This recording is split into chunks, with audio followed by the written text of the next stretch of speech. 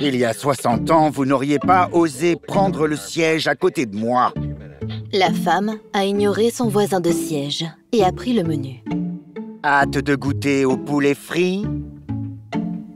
Excusez-moi. Vous avez au moins de l'argent.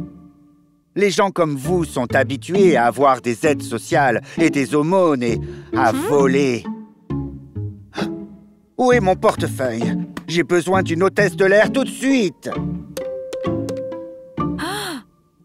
L'homme a insisté pour fouiller la passagère. Surtout ici. Il y a plein d'espace pour cacher des choses. Vous vous moquez de moi? Monsieur, ce n'est pas votre portefeuille dans le couloir? Mais l'homme s'est acharné et a demandé à ce que la police soit appelée. S'il vous plaît, calmez-vous. Il n'y a aucune raison pour cela. Tu sais quoi, la servante? Je vais rencontrer le propriétaire de cette compagnie. Une fois que Monsieur Morgan m'aura embauché, je te ferai virer en premier. Vous avez fini. Laissez-moi passer. Étonnamment, il n'a pas argumenté, mais il a continué à suivre sa voisine de siège. Vous me suivez maintenant? Je suis un citoyen libre, d'un pays libre. Je peux aller où je veux. Avant que la femme ne puisse atteindre son siège, le passager a crié dans l'avion. Appelez le pilote immédiatement! Vous avez appelé? Je suis monté dans le mauvais avion. On va en Afrique. Monsieur, surveillez votre langage. Que s'est-il passé? Cette dame a pris l'avion pour le ghetto et a commencé à fumer. D'un ton sévère, le pilote demande à la femme de le suivre. L'homme n'a pas caché sa joie. Cependant, quelques minutes plus tard, elle est revenue. Quelle partie de votre corps avez-vous utilisé pour parvenir à un accord? Ou c'est juste de la pitié pour votre couleur? Sans dire un mot, le pilote a pris les affaires de Nathan. Ah! Vous me surclassez en première classe. Monsieur Morgan s'en est occupé. Et c'est une compensation pour le préjudice moral, n'est-ce pas? Plutôt le contraire. Vous n'allez nulle part. Je n'en serais pas si sûr à votre place. Un appel à Monsieur Morgan, et vous serez tous au chômage. Appelez-le alors. Nous attendrons. Quand l'homme a composé le numéro tant convoité, le téléphone de sa voisine de siège a sonné.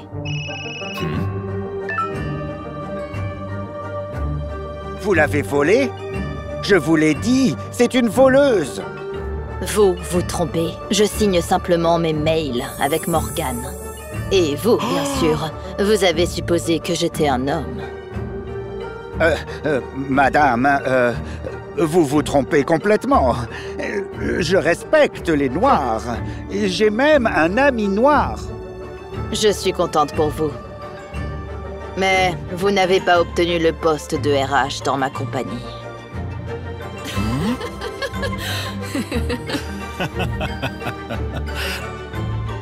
Le karma n'a pas de menu. On vous sert ce que vous méritez.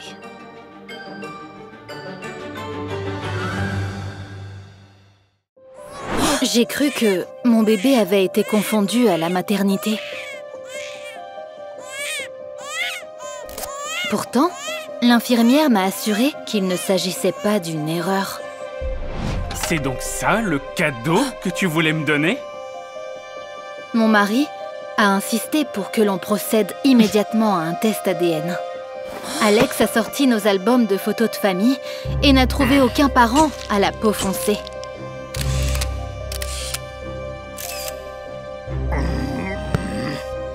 Pourtant, je n'avais rien à cacher. C'est pourquoi j'ai facilement accepté de faire le test. Je suis parfaitement honnête avec toi. Si tu ne peux pas prouver à 100% ma paternité, notre mariage est terminé.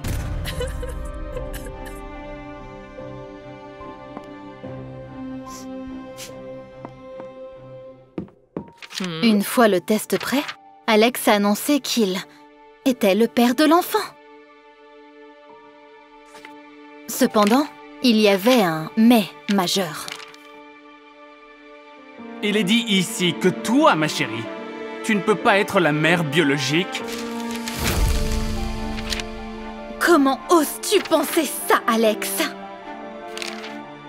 Mon mari a inventé une théorie farfelue selon laquelle j'aurais simulé ma grossesse et engagé secrètement une mère porteuse.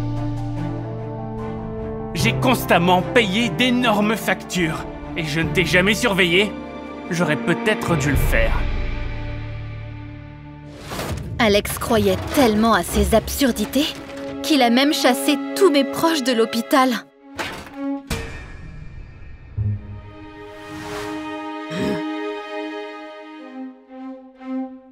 Ces fleurs étaient pour moi. Tu n'avais pas le droit de les jeter. Elles étaient pour la femme qui a accouché. Tu ne me l'as toujours pas prouvé. Alex a dit que j'avais l'air trop mince pour quelqu'un qui a été vraiment enceinte pendant 9 mois. Regarde-toi. Tu pourrais aller en boîte de nuit. Pour lui prouver qu'il avait tort, j'ai soulevé la couverture et lui ai montré mon ventre flasque. Comment t'expliques ça? Tu crois que je l'ai volé à la mère porteuse? Mon argument lui a semblé suspect. En réponse, il a exposé son propre ventre. Une pinte ou deux tous les soirs. Et moi aussi, je peux dire à tout le monde que j'ai accouché, tu vois?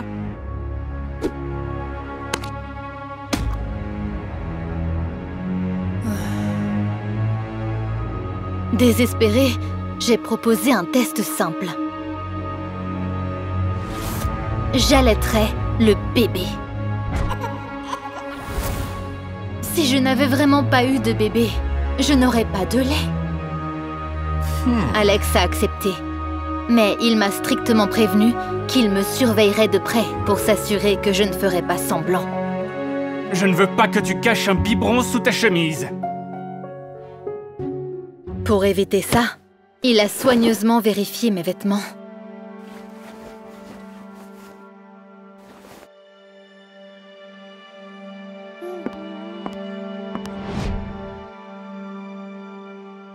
Tu vois, je suis vraiment sa mère et le test ADN est faux. J'espérais que l'ancien Alex, qui adorait mon ventre de femme enceinte, reviendrait enfin. C'est alors qu'une infirmière a décidé d'intervenir en affirmant que les femmes qui n'ont pas eu d'enfants peuvent aussi produire du lait.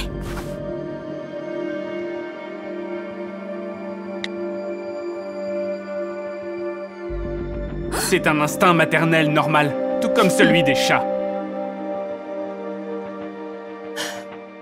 Je me suis rendu compte que je ne parviendrais pas à convaincre Alex toute seule.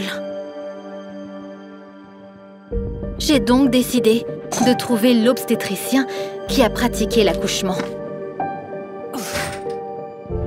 Alex a immédiatement pris les béquilles et m'a dit de marcher sans elles. Je veux voir comment tu marches.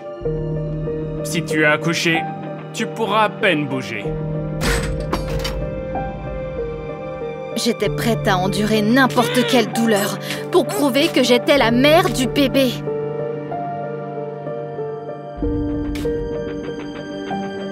Une fois de plus, mon mari avait sa propre interprétation.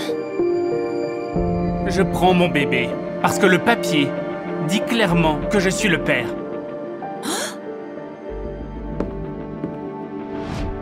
Ce sera au tribunal de décider qui tu es. Je n'avais plus d'arguments. Soudain, j'ai remarqué une marque étrange sur ma main. Et j'ai eu un soupçon désagréable. Pour vérifier, je suis rentrée chez moi aussi vite que j'ai pu. Mais Alex a changé toutes les serrures.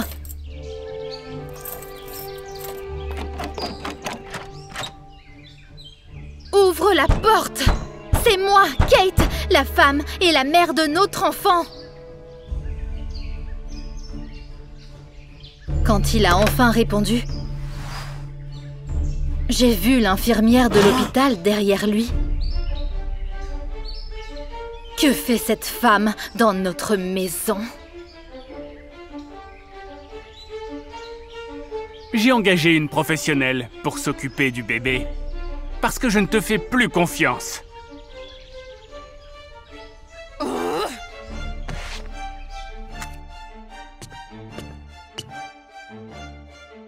Que se passe-t-il? De quoi avez-vous besoin? J'ai pris le bébé et j'ai essuyé sa peau de manière démonstrative. Comme prévu, une marque brune est apparue sur le tissu. Comme avant, sur ma main. Eh bien, mon amour, tu me crois maintenant? C'est une lotion auto-bronzante. Quelqu'un essaie de faire croire que notre bébé n'est pas le mien. Tout cela semble complètement absurde. C'était assez évident, mais Alex avait encore des doutes. À ce moment-là, j'ai vu un flacon d'auto-bronzant au vert dans le sac de l'infirmière. Que penses-tu de cette preuve? Après ça, Alex s'est enfin rendu compte de la vérité. Je n'arrive pas à y croire. Comment tu as pu faire ça? Il a immédiatement chassé l'infirmière de notre maison et a essayé de justifier son comportement. J'attendais vraiment ce bébé et je suis devenu un peu fou. Tu vois, j'ai failli acheter tout le magasin de puériculture.